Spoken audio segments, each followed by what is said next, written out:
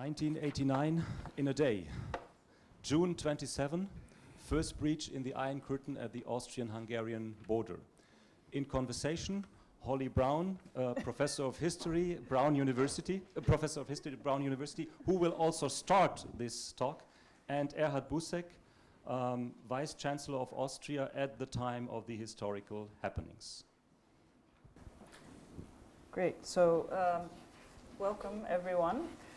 Start of a big day. So, because I wasn't there at the time, I'm going to leave the discussion of the particular time and the place to Dr. Busek. And I'd like to start at a very high altitude, and I'm doing this because I wasn't there.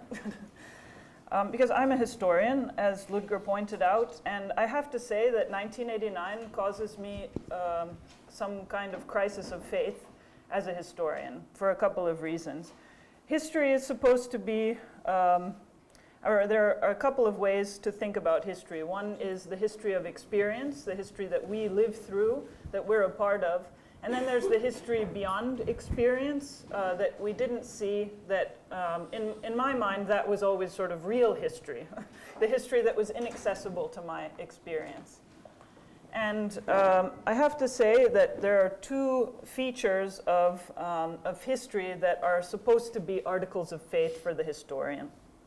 One is that we tell stories about the past. It's not a coincidence that the word story is in the word history, or that the German word Geschichte is the same for story and history. We narrate the past, and so narration is a critical aspect of what we do. The other aspect of our profession that's key is context. That context matters, that the where, the when are essential features of explaining the why and the how.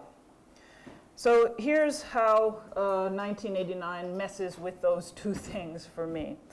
Because 1989 is the point at which roughly the experience of living history started to interfere, in my mind, with the experience or with the history beyond my own experience. Because those two things started to be simultaneous. I had the feeling that I was living history, but I also knew that this was going to be history that others were going to have to deal with as history, and it was the first time that I had that experience. So first I want to talk about how this messed with my ideas about narrative. So in 1991 we had a foreign exchange student from Croatia, and of course 1991 was a very big year in Croatia. And we asked him a lot of questions. We asked why is there a conflict? And as 1992 rolled around, why is there a war? And he gave consistently one explanation. The reason was money. And so for a while, when people asked me, why is this happening, I would give that answer. It's about money. It's about the distribution of resources within the Yugoslav state. Since then, however, I learned the language, which split into languages over time. I lived in Slovenia for a year and a half. I lived in Serbia for 6 months. I also had close family ties in Bosnia for a while. And so I visited the place often. All my friends in college were from the region, from different parts of the former Yugoslavia. And I've heard since then many explanations for what happened in Yugoslavia in 1991 and 92. And all of them strike me as half inaccurate, at least. And part of that is because it entered the realm of my experience. Every story, I could understand why that person was telling that story, but I couldn't necessarily say with confidence that that story was 100% true, or even 50 to 60% accurate, that I could detect the omissions and the aspects of that story that were being elided in order to make a story that people could live with. And this was being done even by historians, and even in absolutely good faith. Whenever we tell a story, something has to be left out, and something has to be narrated over. and your experience of something will always give you that little sharp spark that says, this isn't quite right, or at least it doesn't quite cover everything that happened then. Ditto for Hungary. I first went to Hungary in 1992, and I fell in love with the language and the place. And in thinking about this date in particular, I'm especially intrigued by how this was basically the day that we're talking about, and the picnic is a date on which there was something like a mini influx of refugees. Not unlike what was seen when I was living in Klagenfurt in 1992, as people were coming across from the wars of Yugoslav secession, not unlike what I saw in Hungary in 1995, when similarly people were coming across from the wars of Yugoslav secession, and not unlike what I saw in 2015, when in Szeged people were again crossing into Hungary as a result of different wars in other areas.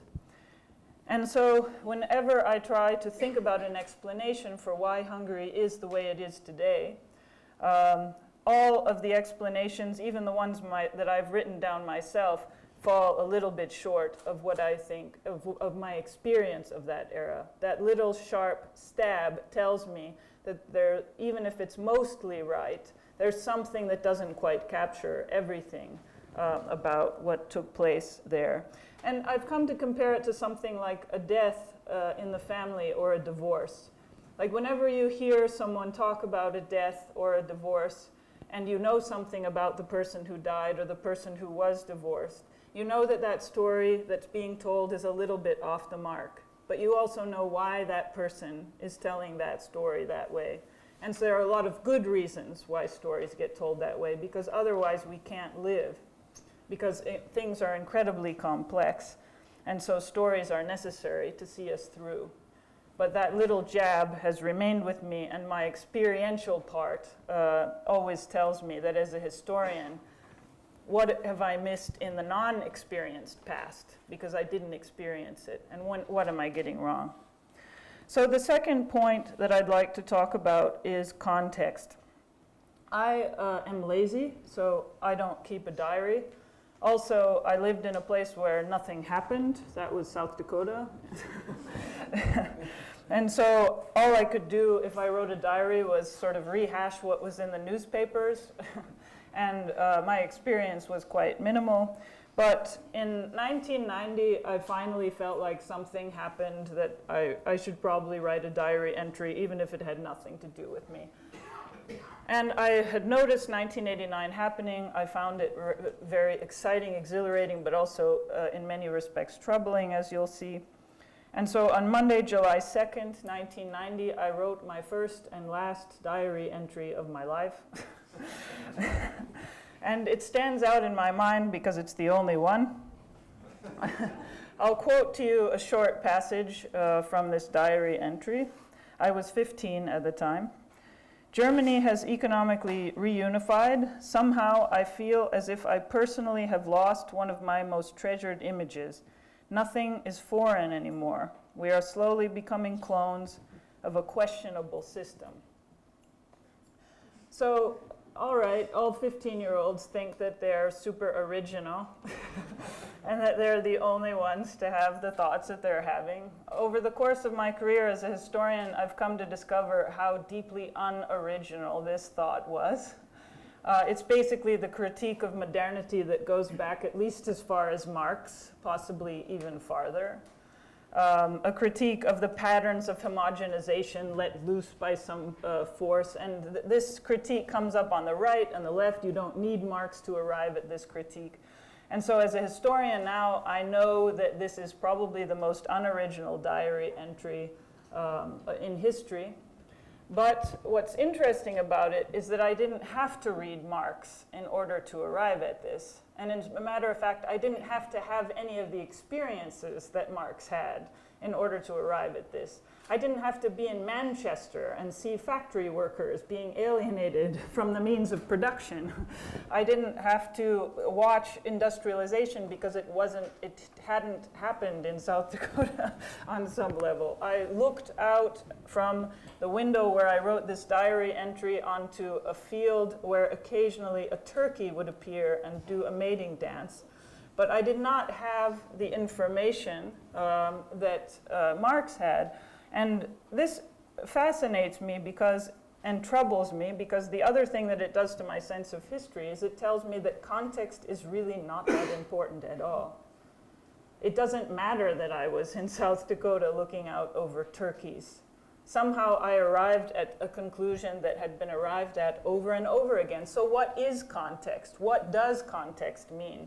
It really threw me into a kind of crisis of faith about my profession when I rediscovered this, this quote from my diary.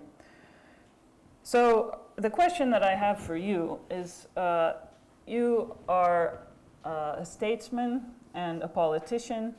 I'm wondering if either of these professions or callings, if you will, have been called into question over the course of your career in your own mind about their limits or their capacity to do what you had hoped they could do, and if 1989 has anything to do with the way that you see these professions and their trajectory. Oh, beg your pardon. No chance. Thank you very much, especially many thanks for your question. I think this is leading in direction of my perception of the whole development. I think, which is very nice, and I'm also very critical of the historians. They're always fixed on some activities, or what is happening on a date where the tremendous change was done. It is not happening on one day. And I think all this breakthrough and falling down of the Iron Curtain and cutting it, I think these are all stories which are very nice for reporting in the medias and so on and so on. The classical example is the cutting of the Iron Curtain by Judah Horn and Alois Mock, because where they were cutting the Iron Curtain was no Iron Curtain. They built it there to have a photo opportunity. I think it is really fake on history, which was never denied by them doing it. It was an idea of the photograph of Alois Mock. We need a picture. So far they built up an opportunity. I think things had happened before and were changing before and so on and so on. And here I'm a little bit critical because I'm following what is shown in the TV and newspapers and medias on these 30 years and what was existing. I'm missing the description of the development in these countries of the East Bloc or Warsaw Pact system and so on, even before, because it was a development step by step. And I think here I'm extremely critical also on the perception, first of all, of my dear colleagues out of politics, but also in general, because they are not looking for. I may say, describing what I'm meaning by this, it was a very different situation in the countries where the changes have happened. I think there was not one line. It was not a middle breakdown of the Iron Curtain and so on and so on. It was a consequence of some developments, but the developments in the different countries were extremely different. I think looking to Hungary, because there the first step happened, I think is going in the direction, you have to understand it, by Hungary in 1956. And that the Communist Party in Hungary was extremely anxious that a similar development might happen like 56. And so far they were very soft on some measures and even, I don't want to use the word liberal, but I think they were softening up in reality and being more liberal concerning also migration and movement and so on and so on. And the only thing which you can fix, it had to happen, the breakthrough to the Iron Curtain in Hungary, because the Communist Party and the Communist government in Hungary was not yet convinced that they can keep the situation, and they had to be softer and more convenient, and even doing a retreat. I think in the way how it is described now, it is said this is a general development. By the result, yes, but the situation in the different countries is quite different. I think at this state, already the elections in Poland had happened with another result. In Sejm, there was a strong group, not communist here, and the round table was already happening with consequences and so on in August, no? Not in November. I think here can see the time difference. It was a general development of the weakening of the Communist Party, of the government, and so on, but I think with different consequences on this. I think the situation in Czechoslovakia was very stiff. Even in December, there was a conviction, I think the communists will never vanish from Prague. They will stay strong. Read the comments in the newspapers in this time, even by excellent journalists analyzing it in reality. So far it went very quick afterwards by Václav Havel and his brother, and by Občanské Forum, and so on and so on. I think here is a different situation between Czechoslovakia. I'm reluctant because the situation in Czech Republic was different from Slovakia. It was also a result of 1968 because by constitution this division of Czechoslovakia in two republics was preformed as a consequence out of this. I think nobody is really looking at this because from then on they went in different directions. The Czechs more intellectual, even in the Communist Party, because I think what has happened in '68 was an internal revolution within the Communist Party, not so much from outside. The groups were not very strong. I was supporting the few groups existing in '68, but I think they were not really strong. In Slovakia, it was moving in a nationalist direction. I think, therefore, the separation was a real consequence. I think my discussion with groups within Slovakia, even before '89, was a very tough one because they were celebrating Tiso as an outstanding figure of freedom of Slovakia and so on, which I couldn't accept. I think here you can see by these three countries, or if you're taking Slovakia separately, by four countries. And don't forget, I've already mentioned it concerning Solidarność, the development in Poland was totally different and going in another direction. Also the GDR, it was a different development, but I think it is overshadowed by a division of a country here. This was a specific argument here which gave a certain drive also for all this movement and pressing down to break down the wall and so on and so on. Can I ask a question about the matter of this concrete event and how the discussions within Austria, for example, compared to later discussions about people crossing the border into Austria? Like, was there a discussion about what that would mean if that border was really open to all comers, and was the discussion that was had within Austria different from the one that took place around the European Union expansion, for example, whether there should be immediately freie Personenverkehr also for the new member states, or how did it compare to the discussions around 2015? Was there some kind of, like within Austrian politics, how did those conversations? I think in Austrian politics there was no real discussion about. I think everybody was looking to this border, and people are moving and giving the possibility through. Don't forget that the main movement from Hungary was done by East German tourists. Yeah. I think that was quite a different situation. It was an understanding, okay, if they want to go to the West, no problem, no discussion, I think no fear, and so on and so on. I think it was done in a very primitive and convincing way. It was more similar to the behavior of the Austrians, even the politics, in comparison with 1956. I think we had no discussion about this 120,000 or 150,000 Hungarians coming to Austria. They were very well accepted because here you have to understand in 1956 we were after the State Treaty. We had also nothing through the Second World War, and so far it was no problem to divide. Even I think the Austrian citizens were more prepared to help and to assist and so on and so on. Yeah, even I was in this time a scholar going to gymnasium. I think we did a lot, and I think there was no much politics visible in this direction. There was more preparedness by the citizens going in this direction. I think the discussion we have on migration today was not happening in this time. What about the one around EU expansion? It was also no discussion in this context because nobody was able to foresee that it might have happened. I think it was everything was quite more primitive and less complicated.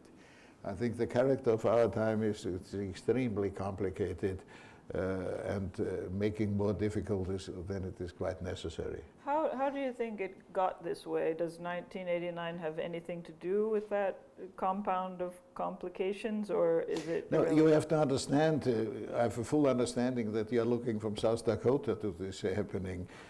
That's quite, not to criticize you, but it's quite different. I think we grew up with this Iron Curtain.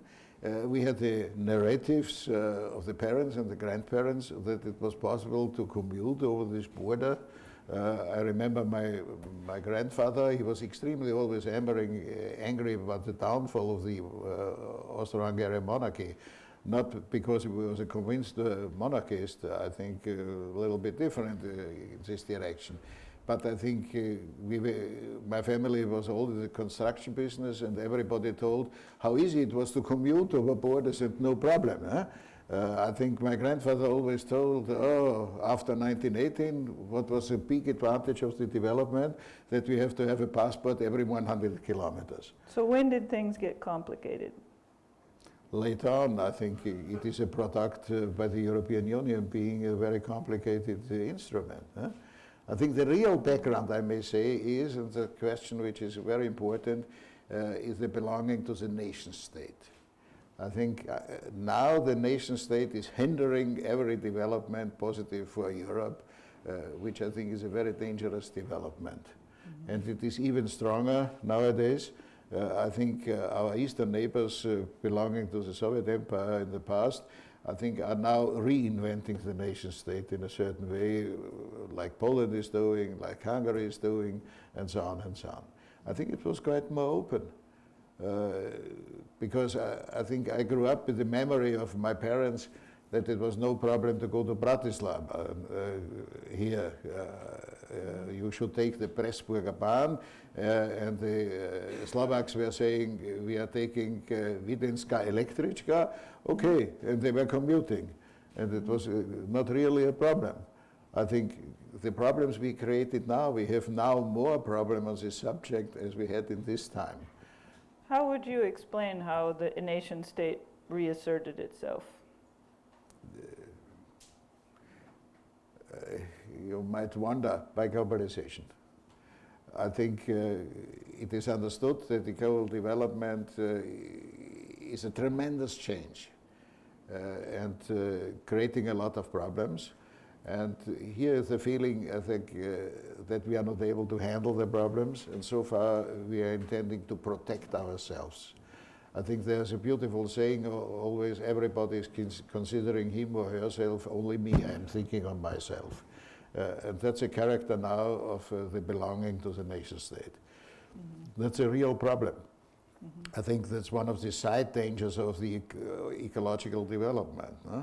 I think we are all happy about Friday's movement and Greta Thunberg and so on and so on. But wait a little bit, because if measures are done which are cutting a lot of things on which we are trained, it will be extremely difficult.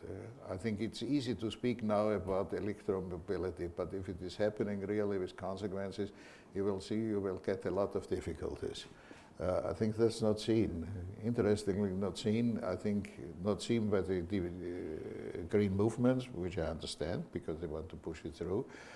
but I think it's also not seen by politics. So one thing that I think you're saying is that before there was a sense that I could benefit if others were benefiting, so that others' good fortune could also be my good fortune?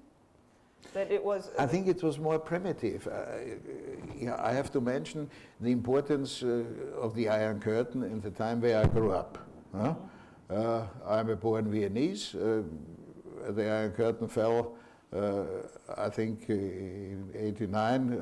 I was 48 years old. But until I became 48, we grew up with this, and it was hindering everything. And don't forget, it was very impressive. If you are commuting, you had to get a visa, you have to be controlled, and. It was extremely difficult. It was a little bit softening up tourism, but I think it was a real border, and for an Austrian, it was a feeling to be on the eastern rim of the Western world, and everything is ending here. There's no real connection.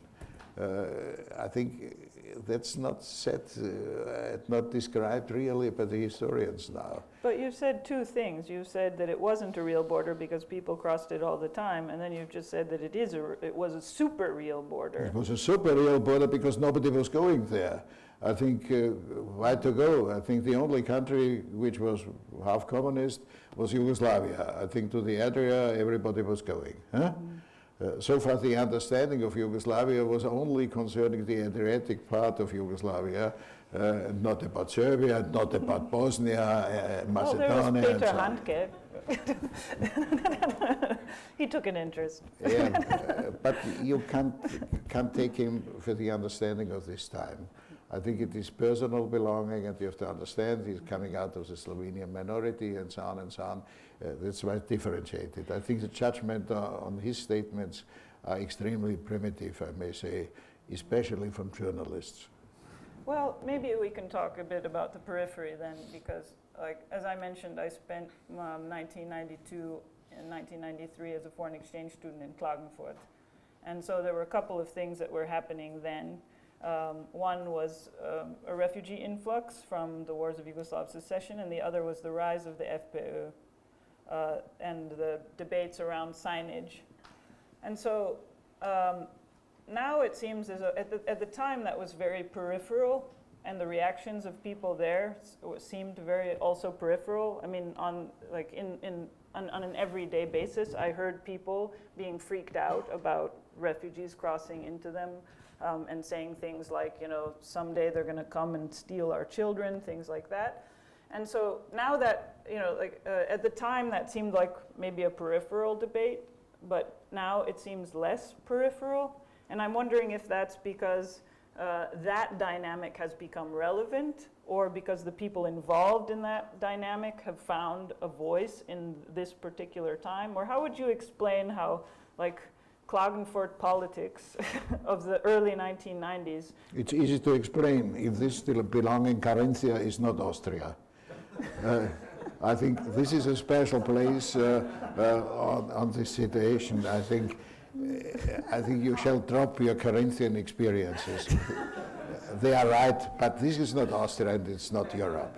That's quite clear. Here, the historical background. Don't forget, we had a kind of a civil war after the end of the First World War here. They were fighting the Yugoslavs or Slovenians or whoever were coming in.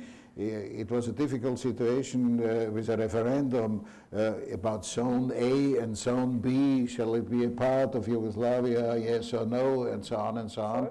With a lot of family connections for sure existing and divisions. I think don't explain the time out of Carinthia. So how do you feel when you cross the border into Carinthia? May I say strange? Not anymore, I want to be fair. There is a real development in Carinthia. This has to be said in favor of the development of Carinthian politics. But I think all the historical situations of the past were coming up, and politics was drawing out a lot of benefit, always mentioning it. I think even Bruno Kreisky, an outstanding politician, failed on Carinthia totally. I think he had no chance. I think the famous Ortstafelstreit about the braids, it was not a success story of Bruni Kreisky. It was a success story of the nationalists in Carinthia. Yeah, well, maybe this is a place where, you know, like South Dakota and Carinthia might have something to say about the contemporary moment. I mean, specifically, like this contrast between, like, kind of being at the center and being on the edge. I think I observed similar tensions about, you know, that in South Dakota as I did in Klagenfurt. Mm-hmm. You know, that there were people who were trying to, you know, like get out of Carinthia, like a lot of my schoolmates, and who, you know, like were eager to enter the big world and get to the city, etc. But there were also people who didn't like the impingement on local issues by, you know, like cosmopolitan elites, etc. And those tensions are precisely the ones that I've witnessed in South Dakota over the years that have resulted in the politics that, you know, or arguably, this is one of the stories, right? Who knows? But that, you know, like this went from being background to being foreground in our moment. And I'm wondering, I think your point about globalization is interesting, but on the one hand, like I take that as a valid point, but on the other hand, it doesn't explain to me the matter of why now. Globalization has been going on for a really long time, and you know, arguably for more than 100+ years, and it has had more, let's say, violent expressions in the past. And so I'm wondering if there's something about the transformation of 1989 that set something in motion that wasn't just about globalization, but that was also possibly about the way people started to see things in relation to other things. Let me give a possibility and you can react to it. So, like, let's say that with the end of, with 1989, like the global order, however we understood it, is gone. Like, you know, I see people in, you know, who come from Yugoslavia who, you know, they can't go home because that state doesn't exist anymore. Their passports that were issued to them are for a country that is not there anymore. So they're, in a radical sense, cut off from the past. And I think in other places are in a less radical, but still, you know, in a pretty, over time, obvious sense, cut off from what had come before. Like, you can't go back to Hungary pre-1989. Like, no passport will get you there. You can't, you know, like, make America great again in that sense that, you know, Donald Trump understands it. Like, no journey, no ticket will get you there, you know, because it was also a state of mind as much as a state of being. And so, like, the question is, insofar as that order disappeared and that some alternative order is coming into being, I mean, could it be that, you know, a lot of these things are some attempt to create some new order out of, you know, the dissolving of an old one? I mean, you pointed out that, for example, things got really complicated. It took a while for them to get complicated, but let's offer one possible explanation and you can tell me what you think of this. And that is that for a long time, the structures of the old order held. Like, one could sort of believe that things were the same as they had been. And like more recently, within the past 5-10 years, the structures of that old order have started to dissolve, and we are very clearly entering something else, but we don't yet know what it is.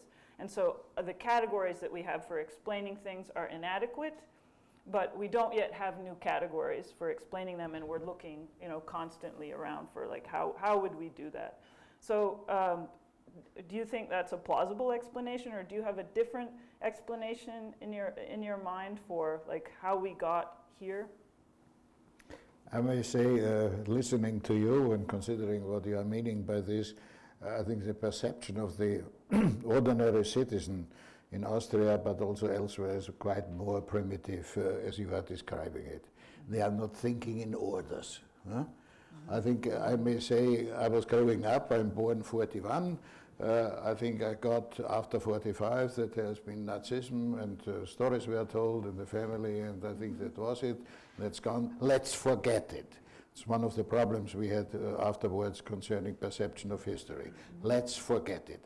Let's look to the future. We want improvement, more to eat, because it was a real problem. I think getting more money even tourism was coming and so on and so on. Next perception, Austria is now a free country. We understood ourselves as a part of the Western world. The problem is, by our neutrality, we were, for example, in the United States, not understood as a part of Western world. I think something in between. You don't want to join us. You are not in NATO. No? I think everybody was understanding for Austria it makes no sense to be a part of NATO. In America, nobody understood why we were refusing it here. That was, I think, quite a different situation. We had a feeling if something might happen, NATO has to protect us, which NATO did not know. I will never forget in '68 as the Warsaw Pact troops came to Prague. The Austrian government was sitting there what to do, because there was an imagination that the troops might come through from Czechoslovakia, through Austria, to liquidate the special case of Yugoslavia. Brezhnev doctrine, there's only one socialism, and so on and so on. So it was a real fear. What did the Austrian government do in these times? They sent a man pretty well known, Mr. Waldheim, to Washington to ask, will you protect us? And he came back with the answer I was asking him. They said, you are neutral, why shall we protect you? For the Austrian government that was present at this session, was a shock. Huh? I think what's going on here? A little bit for a short while we understood what it means really to be neutral. I think it was never understood what neutrality means in reality. We had the feeling of being the part of the Western world and so on, and everything is okay here. Well, but then doesn't it matter? Doesn't the person on the street have some sense of order, that even if it's wrong? I mean, I was thinking about the diary entry that I wrote. I was 15. I was not clever. I had not read anything besides like bad novels about teenage romances. And yet somehow, like, I derived the critique of modernity, from the ether, basically. And I think people, even if they don't have the words to explain things, they know that they're, like if they have to duck under a desk for, because there's a possible nuclear attack, or if there's a bunker down the street, or if all the popular films are about, rockets with CCCP written on them. There's some vague sense that there's an order out there, and that, even if we don't interpret it correctly, that there is, that the average person on the street, has to deal in some respects with, what does it mean to be neutral? What is NATO? Like, who are we in this world? I think it was quite more primitive. I think in the common understanding of neutrality for the Austrians, it is to keep out of everything. By our historical experiences, we had a lot of difficulties being involved. And so far, we don't want to share any new experiences in this direction. That was a common understanding. That was an understanding of neutrality. We are keeping out of everything. This is great, because it means that Austria is it means that Austria is the ideal utopia, right? Like the place that's not in anything. That has a kind of tradition in Austrian literature. Quite right. And I'm a fan of Austrian literature. With some differentiated situation, Karl Kraus was saying Austria is a test station for doomsday. That's also another direction which for sure is existing. I think the understanding here was different. I want to come back to your remarks on Carinthia. I think for understanding what you're not really understanding in Carinthia, you have to look to the historical background. The Carinthians were by great majority Protestants after Martin Luther and so on and so on. And then they were very tough by the Archbishop of Salzburg and also by some aristocrats, converted back to Catholicism. I think in a certain way they are deep down still being Protestants, not in the theological way, but I think they have a feeling, Crypto-Protestants. That's not we. Yeah? In a certain way, crypto. Yeah? Well, I'm afraid he's given us the 1 minute sign, so we have to stop. But I really enjoyed this conversation, so thank you very much. Okay. Thank you all. I have one wish. Go again to Carinthia, it is better now.